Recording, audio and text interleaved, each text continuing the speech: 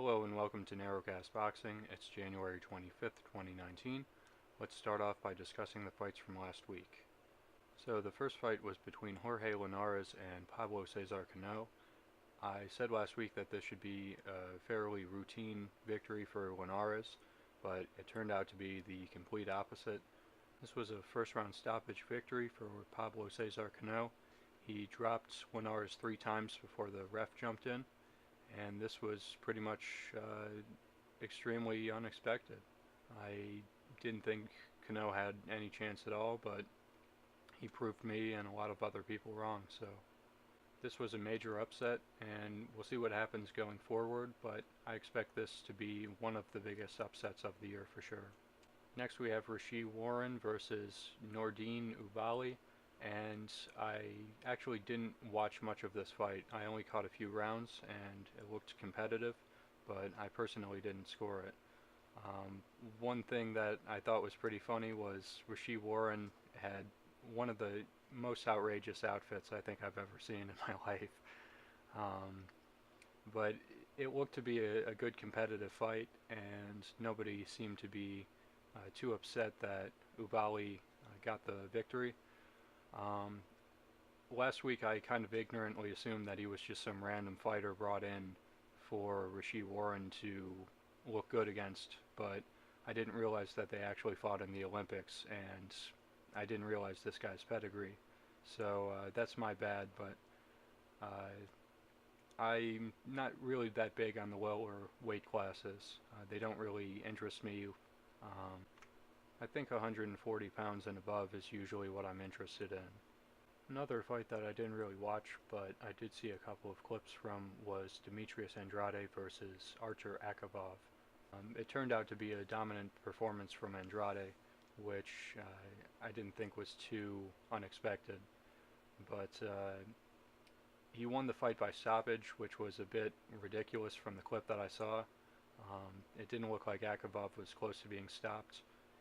But either the referee or the corner decided it was time to end the fight.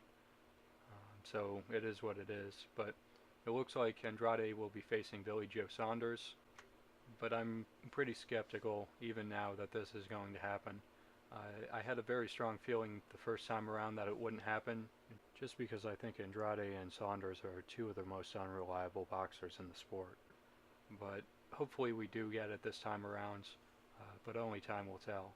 I would like to see that fight. There were 3 fights from last weekend that I was interested in, and the first one was Bryant Jennings versus Oscar Rivas. Early on in the fight, Jennings seemed very tentative, with Oscar Rivas looking pretty sharp. I noticed he had a nice fast and solid jab, good balance. He cut the ring off well, and he had an aggressive style. He was definitely somebody who wanted to be in range, and I thought he was able to switch from offense to defense very quickly. I thought the fight was pretty competitive. I had Rivas ahead 107 to 103 going into the 12th round. I just thought that he was outworking and outboxing Jennings. And when the 12th round started, I was pretty surprised that Rivas came out looking for the knockout. I figured that he would be doing what he kind of had been doing, which was boxing. But I do like that he tried for the stoppage, and he was rewarded for it. He dropped Jennings once, and then had him hurt against the ropes before the referees stepped in. Rivas, as I said, looked like a pretty solid fighter with good fundamentals. I do think that the only limiting factor for him will be his size. I think he's listed at around 6 feet tall, and I believe he weighed in at 234 pounds against Jennings. But I'll definitely keep an eye out for him in the future, and hopefully he can fight some of the names at heavyweight. I definitely liked what I saw. The second fight that I was interested in from last weekend was Jack versus Marcus Browne. The judges had it 117 to 110, 116 to 111, and 119 to 108. And I personally had it 119 to 108 for Browne. Marcus Browne took control of the fight from early on and really dominated throughout. At some point I thought that Marcus Browne would look for the stoppage, but he seemed pretty content on just outboxing Jack. I think it was in the 7th round that there was a clash of heads, and the fight was essentially over at that point.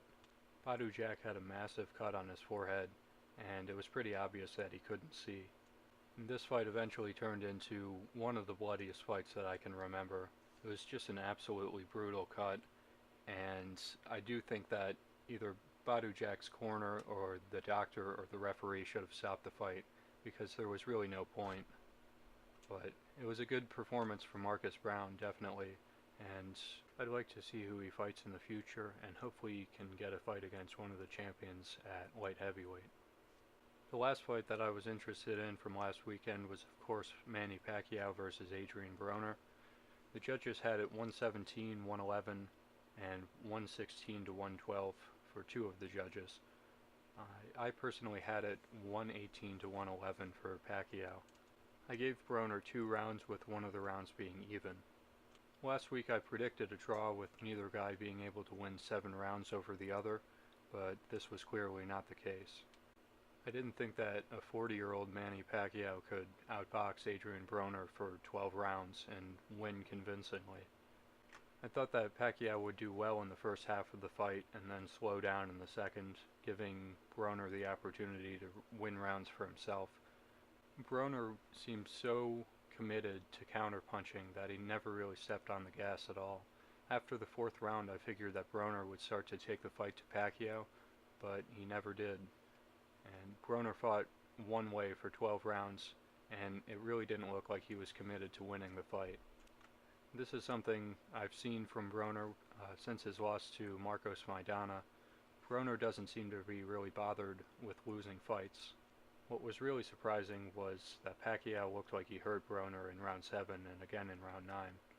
I was definitely shocked by this. I give Pacquiao full credit and respect for the way that he performed. But with that said, I did think he looked vulnerable at times, and I think it would be a mistake for him to target some of the top names in the division. I hope for Pacquiao's sake he's matched carefully. There's really nothing left for him to prove in the sport, in my opinion. As far as Adrian Broner goes, he seemed very upset in the post-fight interview that he lost the fight, but I think it was pretty obvious that it was all an act. He had to have known that he lost the fight.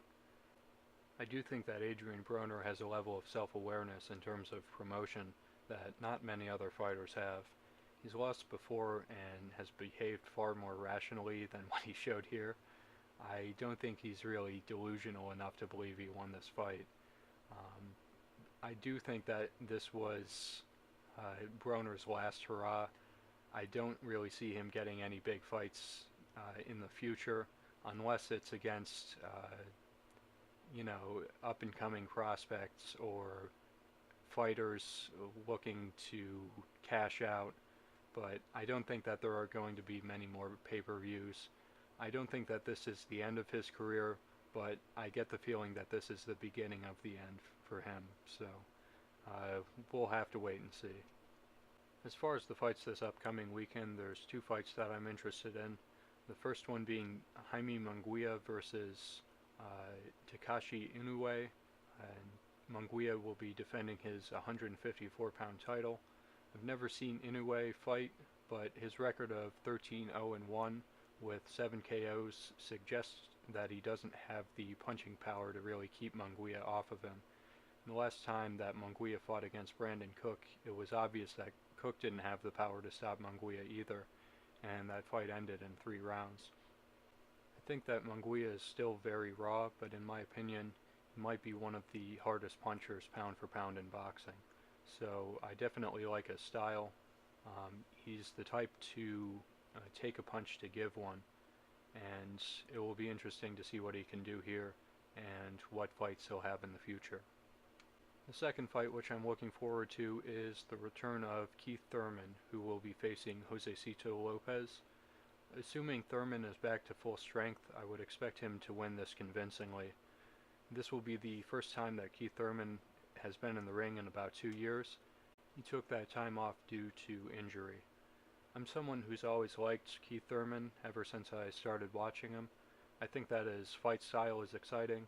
He always brings a lot of energy to the ring, and I hope he can bring some life back into the welterweight division. There's a lot of good fighters at welterweight, but none of them really seem to be fighting each other at the moment. So hopefully Thurman can come back and make some good fights. If he's back to being the fighter he was against Sean Porter and Danny Garcia, then I definitely think he'll be a problem for anyone at 147 pounds. That's it for this week. Thank you for listening, and feel free to leave a comment or a rating, either positive or negative, whichever you prefer.